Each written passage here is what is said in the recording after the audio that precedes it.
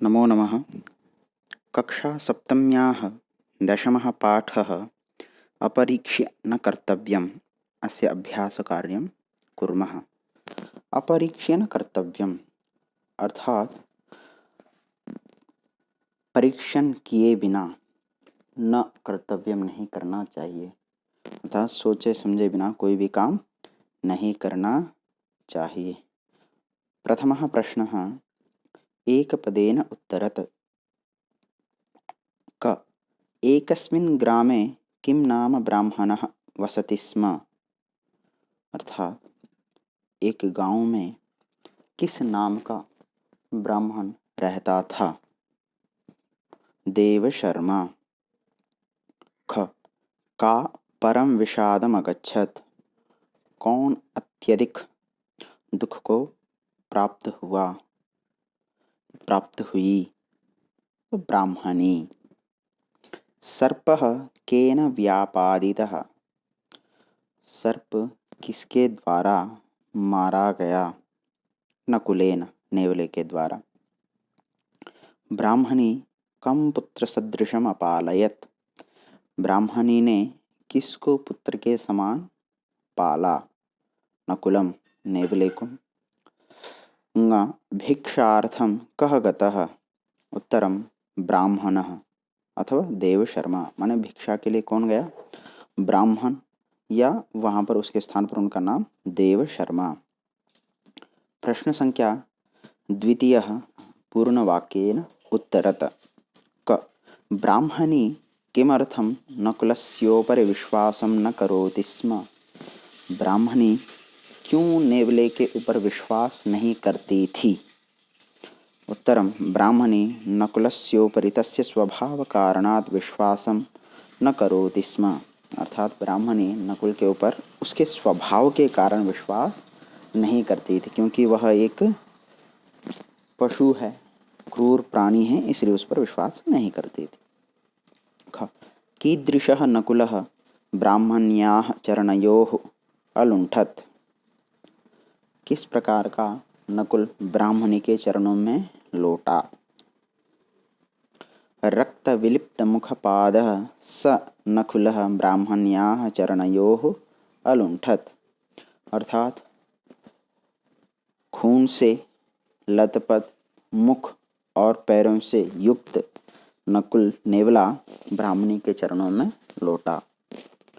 सा पतिं किम उवाच, सा पतिम उवाच हे नाथ अहं जलार्थं तडागं गच्छामि, भवान पुत्रस्य रक्षां करोतु, अर्थात वह पति से क्या बोलती है, तो पति से बोलती है हे स्वामी मैं जल लेने तालाब जा रही हूँ, आप पुत्र की रक्षा करो।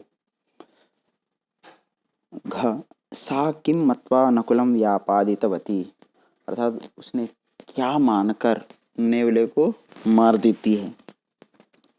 ब्राह्मणी रक्तविलिप्त मुखपादं नकुलं दृष्ट्वा मम पुत्रः अनेन खादितः इति मत्वा कोपात् जलकुंभेन नकुलं व्यापादितवती, अर्थात ब्राह्मणी खून से लथपथ मुख और पैरों को से युक्त नकुल को देखकर मेरा बेटा इसके द्वारा खाया गया है या मार दिया गया है, ऐसा सोचकर गुस्से से जल से भरा हुआ घड़े से नेवले को मार देती है। सा कदा विषादम अगच्छत, वह कब विषाद को प्राप्त होती है या उसको कब दुख होता है। सा उपसृत्य पुत्रम पश्यति, वह ब्राह्मणी उपसृत्य समीप जाकर पुत्र को देखती है। तावत् बालकः स्वस्थः, तब तक बालक स्वस्थ। सर्पश्च मृतः इति पश्यति, और सांप मरा हुआ ऐसा देखती है।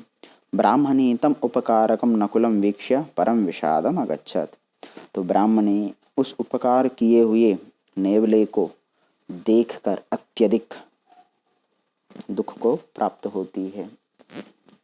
प्रश्न संख्या तृतीयः कोष्ठकगतेषु उचित विभक्ति पदम चित्वा रिक्त स्थानानि पूरयत। क भवान डैश रक्षां करोतु, आप डैश रक्षा करो। तो उत्तर है पुत्रस्य।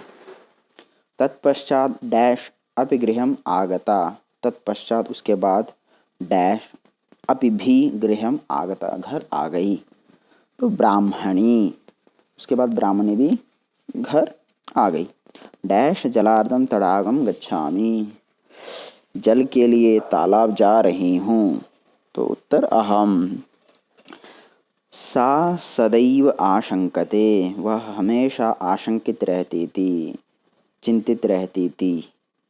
पुत्र स्नेहेन, पुत्र स्नेहेन सा सदैव आशंकते, पुत्र से स्नेह के कारण, प्रेम के कारण वह सदैव शंकित रहती थी, परेशान रहती थी। तस्य गृहे एक डैश अपि आसीत्, उसके घर में एक डैश भी था। नकुलः, माने उसके घर में नेवला भी था।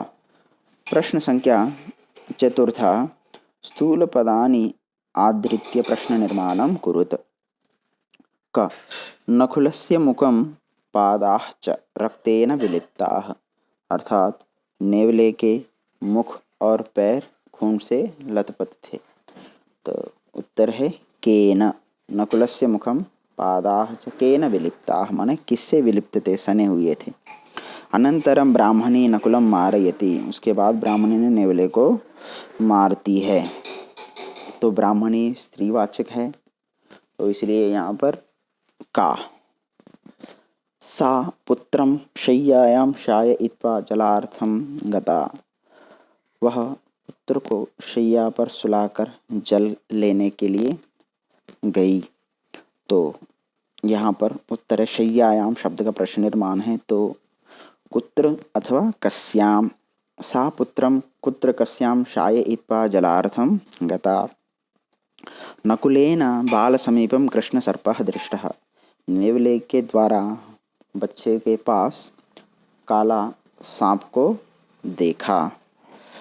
तो नकुलेन माने केन, बालसमीपम कृष्णसर्पः दृष्टः। ब्राह्मणी नकुलं पुत्रसदृशम् अपालयत्, अर्थात ब्राह्मणी नकुलम नेवले को पुत्र के समान पाला। तो ब्राह्मणी कम पुत्र सदृशम अपालयत, अर्थात ब्राह्मणी ने किसको पुत्र के समान पाला। प्रश्न संख्या 5, विशेष्य विशेषण मेलनम कुरुत, अर्थात विशेषण और विशेष्य को मिलाना है।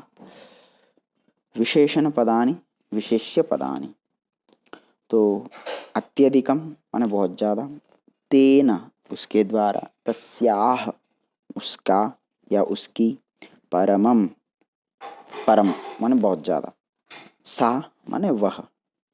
तो अब इसके विशेष्य पद ढूंढने। अत्यधिकम स्नेहम बहुत प्यार, तेन नकुलेन उस नकुल के द्वारा, तस्याह ब्राह्मण्याः उस ब्राह्मणी का, परम विषादम अत्यधिक दुख, सा ब्राह्मणी वह ब्राह्मणी।